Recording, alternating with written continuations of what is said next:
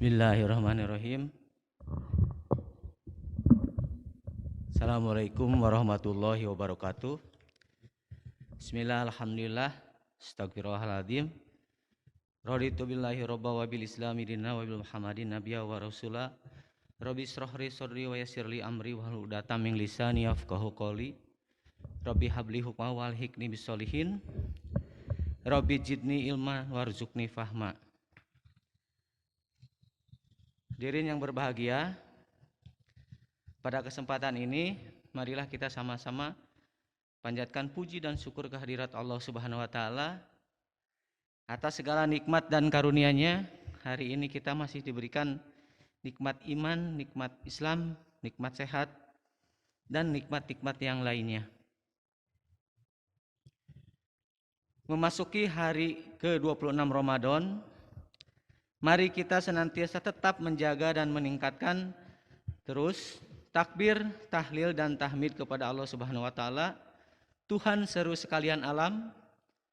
Karena dengan kalimat takbir kita menyatakan dan mengakui kalau kita manusia merupakan makhluk yang lemah dan sekaligus hamba Allah yang Maha Kuasa. Kita sadar sesadar-sadarnya bahwa tidak ada kekuatan dan kemampuan diri kecuali atas izin Sang Kholik. Tahlil menyatakan dan mengakui bahwa tidak ada Tuhan ilah dan tidak ada yang patut disembah kecuali Allah yang Maha Perkasa, yang merajai seluruh kerajaan di langit dan di bumi, dan tidak ada satupun yang patut dan boleh disejajarkan dengan zat yang telah menciptakan langit dan bumi beserta seluruh isinya. Tahmid menyatakan dan mengakui bahwa hanya Dia yang Maha Pencipta, yang berhak atas segala pujian. Kita manusia sebagai makhluk yang lemah dan tidak memiliki kuasa apapun kecuali atas izinnya, tidak pantas sama sekali menerima atau memperoleh pujian dalam bentuk apapun. Hadirin yang dimuliakan oleh Allah Subhanahu wa taala, selanjutnya semoga sholawat dan salam tetap tercurahkan kepada Nabiullah Muhammad Sallallahu Alaihi Wasallam, utusan yang membuat rahmat, yang membawa rahmat bagi alam semesta. Juga tidak lupa disampaikan semoga sholawat dan salam tetap disampaikan kepada keluarga, sahabat, dan para pengikutnya sampai akhir zaman. Hadirin yang berbahagia, dulu kita hanya bisa bertutur sapa di dunia nyata. Sekarang kita dapat melakukan percakapan di dunia maya atau virtual. Oleh karena itu, pada kesempatan subuh ini, sesuai dengan tugas dari DKM, saya akan menyampaikan berbagi dengan jamaah sekalian dengan tema menjaga keadaban publik atas hoax atau berita-berita bohong. Ya. Tadi sudah disampaikan di awal bahwa kalau dulu kita bertegur sapa di dunia nyata, sekarang kita bisa bertegur sapa di dunia maya. Sesuai dengan kondisi hari ini, kita mengalami new era ya, new normal. Masa pandemi COVID-19 ini luar biasa memberikan dampak terhadap seluruh kehidupan kita. Hampir sebagian besar kegiatan kita sekarang terpusat di rumah dalam rangka 3 hal tadi ya. Social distancing, physical distancing, dan terakhir adalah PSBB. Kita sadar betul sampai hari ini bahwa kita lebih banyak bersosialisasi di media sosial. Pesatnya perkembangan teknologi informasi dan komunikasi mendorong kita semua ke dalam lingkaran internet dan media sosial. Hadirin, berdasarkan hasil penelusuran Google, dalam situs Detiknet dilaporkan We Are Social. Pada tahun 2020 terdapat 175,4 juta pengguna internet di Indonesia. Dibandingkan dengan tahun sebelumnya, terjadi kenaikan sekitar 17% atau peningkatan sekitar 25 juta pengguna internet di negeri ini. Hal yang sungguh luar biasa.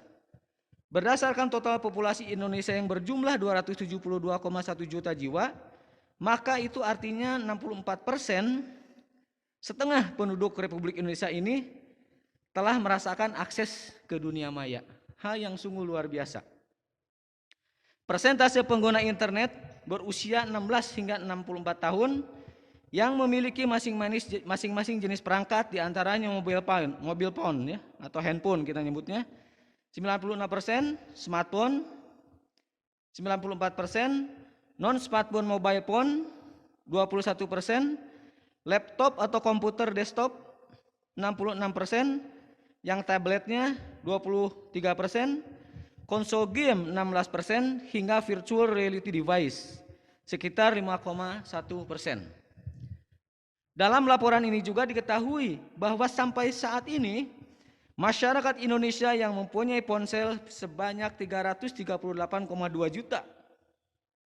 Begitu juga ya, data yang tak kalah menariknya, ada sekitar 160 juta pengguna aktif media sosial. 160 juta pengguna media sosial. Ini hal yang sangat luar biasa. Bila dibandingkan dengan tahun 2019 sebelumnya, maka pada tahun ini WA Sosial sebagai salah satu lembaga independen menemukan adanya peningkatan 10 juta orang Indonesia yang aktif di media sosial. Adapun media sosial yang paling banyak ditongkrongi oleh pengguna internet Indonesia dari paling teratas yaitu YouTube ya. Lalu ada WhatsApp, Facebook, Instagram, Twitter, Line, FB Messenger, LinkedIn, Pinterest, WeChat, Snapchat, Skype, TikTok, Tumblr, dan Reddit, serta Sina Weibo. WA Sosial juga mengungkapkan rata-rata kecepatan koneksi internet mobile hanya sekitar 13,83 MB per second, sedangkan rata-rata kecepatan koneksi internet fix di angka 20,11 Mbps. Hadirin yang berbahagia, selain dapat menjadi alat untuk saling tegur sapa dan bersilaturahim, kita maklumi bersama bahwa media sosial terbukti dapat menjadi sarana untuk menebar kebencian. Masih kita ingat atau dalam beberapa waktu terakhir ya, kala terjadi pesta demokrasi di negara kita, begitu banyak berseliweran hal-hal yang terkait dengan ujaran kebencian tadi. Efek negatif dari media sosial dapat digunakan sebagai alat pengedar berita bohong serta menabur fitnah bagi sesama. Selain itu, media sosial juga secara bebas memberikan situasi atau kondisi kepada masyarakat untuk bebas berkomentar hingga tanpa batas. Bahkan tidak jarang terjadi saling mengolok dan saling menyudutkan secara vulgar. Media sosial berkembang menjadi media bohong atau hoax, menjadi media untuk ujaran kebencian, dan dalam beberapa hal disalahgunakan oleh oknum-oknum tertentu dengan menyebarkan paham radikalisme. Baik secara sosial, personal, kultural, religius, pendidikan, dan lain-lain. Karena ada penyempitan makna radikalisme itu seolah-olah berkaitan dengan agama. Padahal radikalisme itu ada dalam berbagai dimensi kehidupan. Ya kan? Sejak kapan berpikir bahwa suatu saat misalnya saya akan mengajarkan langsung di rumah melalui aplikasi Zoom atau Zoom meeting. Itu kan radikalisme. Harusnya kan saya bertatap muka dengan mahasiswa, memberikan satu materi ke materi lainnya secara konvensional, secara tradisional. Tapi dengan adanya media sosial ini, dengan kondisi wabah pandemik COVID-19 ini, akhirnya terjadi radikalisme. Sistem pembelajaran menggunakan jarak jauh atau virtual. Ya. Dan itu sudah terjadi dalam berbagai dimensi kehidupan. Jadi sekali lagi, radikalisme itu bukan hanya pada satu dimensi kehidupan, tapi banyak dimensi kehidupan. Biasanya sering bebas berkeliaran, tiba-tiba kita diam di rumah, itu radikal. Ya kan? Radikal, karena radikal itu kata dasarnya radix. Ya.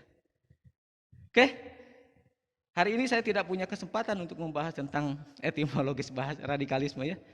Saya akan lanjutkan.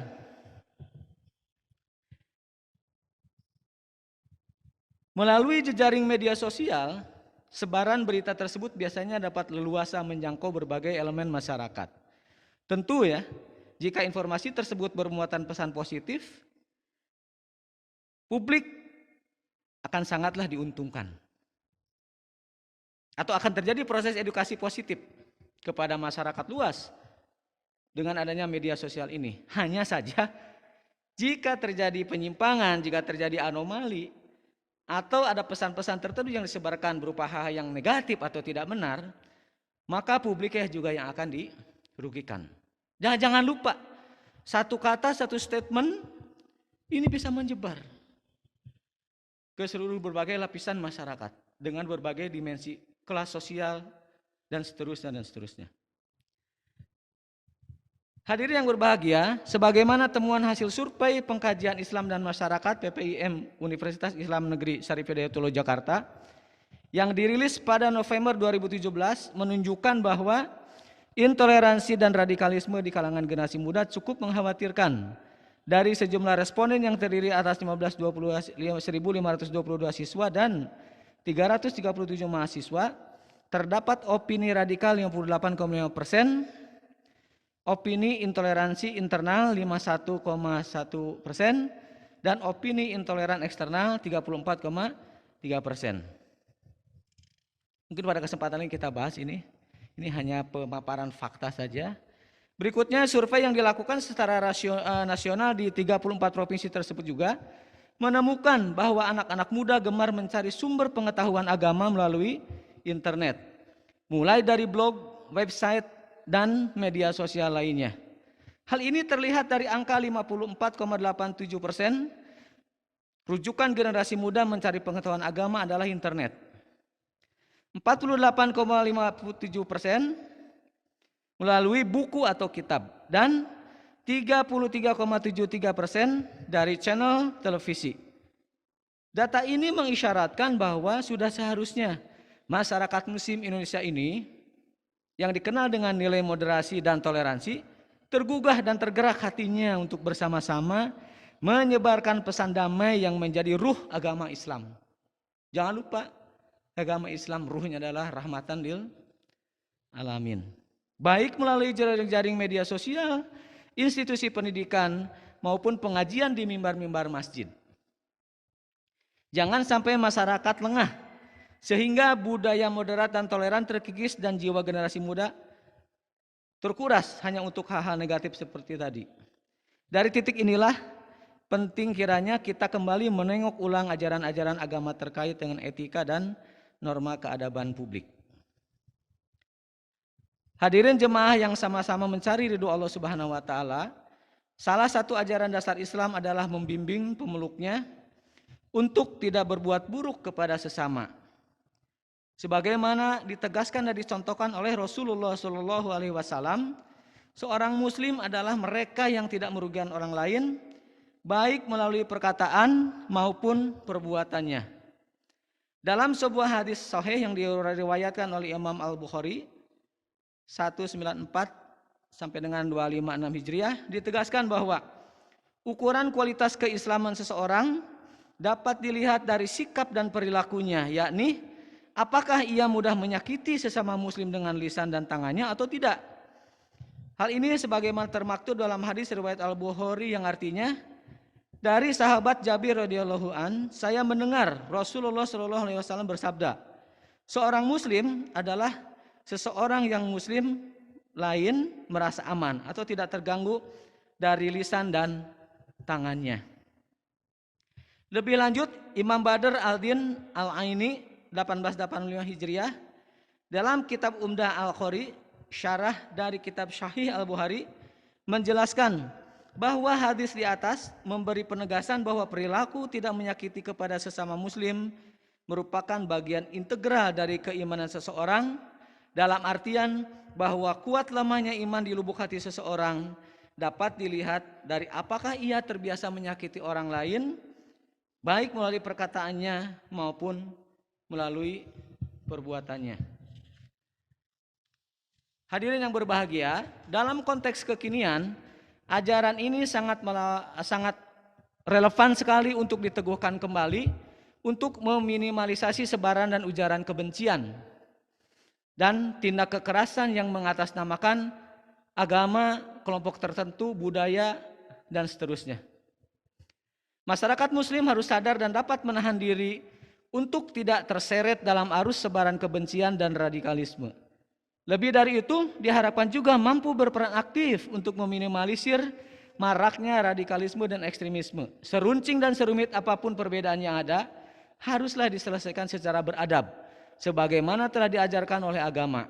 Bukan malah sebaliknya, perbedaan yang sudah menjadi sunatullah haruslah dipahami sebagai titik pijak untuk saling mengenal dan saling menasehati. Bukan untuk saling mencaci dan mendengki. Hal ini sebagaimana telah diwasiatkan oleh Nabi Muhammad SAW dalam banyak redaksi hadis. Salah satunya hadis riwayat Muslim yang artinya dari sahabat Abu Hurairah radhiyallahu an, Rasulullah SAW berkata, janganlah kalian saling mendengki, saling membenci, saling memata-matai, dan saling bersaing dalam penawaran jual beli. Adalah kalian semua sebagai hamba-hamba Allah yang bersaudara. Imam Al-Nawawi 676 Hijriah dalam kitab Sahih Muslim menyatakan bahwa hadis di atas tidak hanya sekedar melarang umat Islam untuk saling mendengki dan mencaci, tetapi juga melarang ragam tindakan yang dapat menyebabkan dan menyulut kedua perilaku buruk tersebut. Oleh karenanya, tindak kekerasan yang dilakukan oleh sebagian pihak yang mengatasnamakan agama atau kelompok tertentu tidaklah dapat dibenarkan. Hadirin, mendakwahkan ajaran agama kepada orang lain adalah tindakan mulia. Namun jangan lupa, perlu dipahami bahwa agama juga telah mengajarkan bagaimana etika berdakwah. Jangan sampai tujuan dan keinginan mulia yang semula tujuannya menyebarkan pesan-pesan luhur agama berubah malah menjadi malapetaka bagi masyarakat, menjadi sumber ketakutan, menjadi sumber keributan, dan menjadi sumber-sumber keburukan lainnya. Oleh karena itu, ya, perlu kita ingat bahwa tidak dapat dibenarkan jika dakwah dilakukan dengan cara-cara menebar ubar kebencian, menebar ujaran kebencian dan teror kekerasan. Ujaran saling membid'ahkan atau saling mengkafirkan adalah salah satu hal yang secara tegas dilarang oleh Rasulullah SAW. Hal ini sebagaimana termaktub dalam hadis sahih yang diriwayatkan oleh Imam Al-Bukhari 194-256 Hijriah dalam kitab Sahih Al-Bukhari yang artinya dari sahabat Ibnu Umar radhiyallahu an dari Muhammad sallallahu alaihi wasallam bersabda, barang siapa mengkafirkan saudaranya maka sungguh telah kafir salah satu di antara keduanya. Hadirin, dalam penjabarannya Imam Ibnu Hajar Al-Asqalani 852 Hijriah dalam kitab Fath Al-Bari menyatakan bahwa hadis di atas oleh sebagian ulama dipahami sebagai bentuk larangan keras terhadap ujaran saling mengkafirkan antar sesama muslim. Sebaliknya Islam senantiasa mengajarkan kepada umatnya untuk berdakwah dengan cara menggunakan adab dan bermartabat serta kedamaian di dalamnya. Ajakan kepada jalan kebenaran harus dilakukan dengan hikmah dan nasihat. Sebagaimana kita ketahui, etika berdakwah ini salah satunya dapat ditemukan dalam surat An-Nahl ayat 125 yang artinya, serulah manusia kepada jalan Tuhanmu dengan hikmah dan pelajaran yang baik, dan bantahlah mereka dengan cara yang baik. Sesungguhnya Tuhanmu dialah yang lebih mengetahui tentang siapa yang tersesat dari jalannya, dan dialah yang lebih mengetahui orang-orang yang mendapat petunjuk. Hadirin yang berbahagia, sekali lagi dari uraian ini dapat dipahami bahwa sebaran ujian kebencian dan tindak kekerasan yang dilakukan oleh sebagian kelompok yang mengatasnamakan kelompok agama, budaya, dan seterusnya adalah tindakan yang merusak citra kemuliaan agama itu sendiri. Oleh karenanya, masyarakat dan generasi muda kita harus diajak untuk memahami hal ini. Salah satu langkah sederhananya adalah kita tidak menjadi bagian dari arus penyebar ujar kebencian ataupun pembuat berita bohong atau yang sering kita kenal dengan istilah hoax, ya. Karena sekali disebar berita itu, baik yang sifatnya berisikan kebencian maupun hoax atau berita bohong, maka akan terjadi respons yang luar biasa. Jangan lupa ada sekitar 170 juta orang pengguna internet yang aktif di Indonesia yang tadi di awal sudah saya sampaikan. Hadirin jemaah yang dimuliakan Allah Subhanahu wa taala, selain itu dakwah yang sejuk dan santun harus kita perankan, baik melalui kehidupan keseharian maupun melalui jejaring media sosial. Internet yang menjadi sumber pengetahuan agama anak-anak muda harus diisi dengan pesan dan pemahaman agama yang baik dan benar. Ini sebuah hal yang potensial. Ya, jangan dianggap ancaman. Internet itu adalah potensial.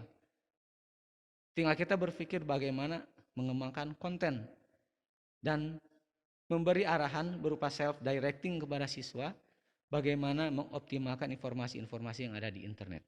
Untuk hal-hal yang positif tentunya bukan hal yang lain. Hadirin, sebaran berita bohong atau hoax atau ujaran kebencian atau hate speech dan radikalisme tidak boleh dibiarkan memenuhi laman-laman media sosial. Sebaliknya masyarakat harus merasa terpanggil untuk berpartisipasi aktif meneguhkan nilai-nilai moderasi, toleransi, dan saling menghormati antar sesama anak bangsa. Keragaman suku dan budaya yang dimiliki oleh Indonesia harus dijadikan sebagai titik tolak untuk saling berlomba dalam berbuat kebaikan. Fastabiqul khairah. Ya. Jadi internet itu harusnya jadi media sosial yang sifatnya fastabiqul khairah. Tidak digunakan untuk hal-hal yang lain. Dengan upaya ini, tingginya angka opini radikalisme dan intoleran yang cukup mengkhawatirkan kalangan generasi muda penerus bangsa, sebagaimana dalam hasil seperti di atas, akan segera dapat diatasi. Insya Allah mudah-mudahan. Hadirin, sebagai penutup, pada kesempatan ini, marilah kita berdoa semuanya kehadirat Allah Subhanahu wa taala. Ya Allah, ya Rahman, ya Rahim, kami panjatkan segala puji syukur atas rahmat dan karunia yang telah Engkau limpahkan kepada kami, nikmat sihat, nikmat ilmu pengetahuan, nikmat iman, nikmat Islam, dan nikmat-nikmat yang lainnya.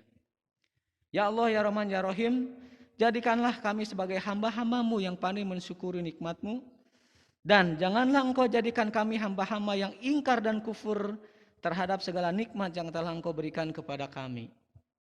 Ya Allah, ampunilah segala dosa dan kesalahan kami, kesalahan dan dosa kedua orang tua kami, kesalahan dan dosa saudara-saudara kami, kaum muslimin dan kaum muslimat.